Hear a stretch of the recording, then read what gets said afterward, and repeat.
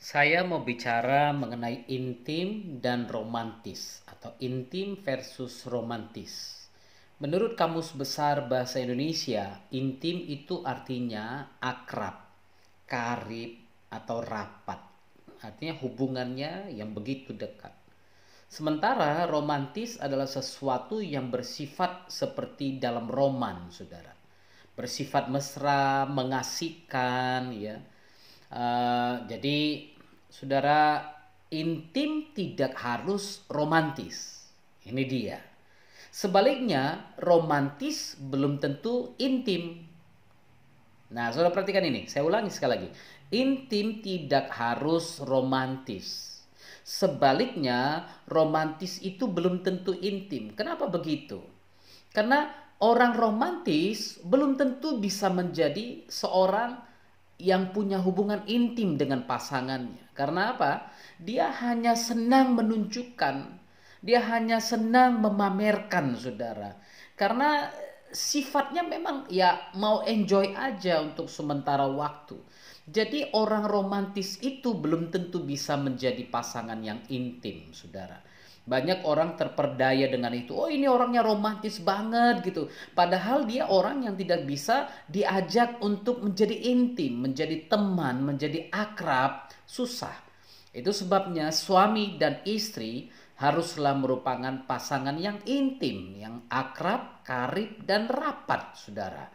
Jadi bukan hanya romantis, karena banyak orang yang romantis di luar, tapi belum tentu intim di dalam. Ya, itu sebabnya saya senang ada pernyataan teman saya, Bobby Febian. Dia pernah bilang begini, romantisme yang dipertontonkan itu justru adalah pornografi, katanya. Wow, memang kadang-kadang orang berpikir, wah, kalau pasangannya kelihatan mesra, wow, romantis banget gitu kan. Belum tentu orang itu punya hubungan yang baik, saudara.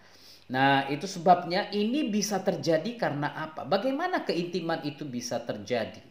Dalam Kejadian pasal 2 ayat 21, pada waktu Tuhan memperhatikan Adam itu sendirian, tidak punya teman, tidak punya pasangan, sementara makhluk-makhluk yang lain itu punya pasangan.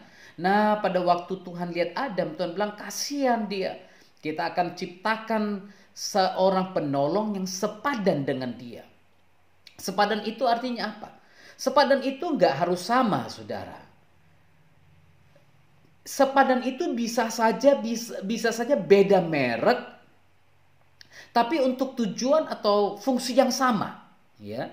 Sama seperti spare part mobil, ada yang berbeda-beda mereknya dan produksinya, namun tetap dapat digunakan. Soal ketahanan ya lihat dulu, ya kan. Memang dia produksinya untuk ini, misalnya untuk bahan mobil atau untuk kaca mobil atau yang lain-lainnya. Dia memang produksinya memang untuk itu, mereknya bisa beda-beda. Tapi soal ketahanan gimana? Lihat dulu KW berapa gitu. Original enggak? Memang dia diperuntukkan untuk itu enggak? Ya, kalau original merek apapun itu pasti bertahan. Nah, demikian juga dalam pernikahan. Kalau pernikahan itu bisa saja beda suku, beda warna kulit, ya, beda banyak hal, beda ya, prinsip pasti berbeda karena sepadan itu kan gak harus sama. Otak Anda dengan otak istri atau otak istri dengan otak suami itu gak harus sama. Cara pikirnya pasti berbeda-beda karena kita ini juga dua makhluk yang diciptakan dengan keadaan yang berbeda.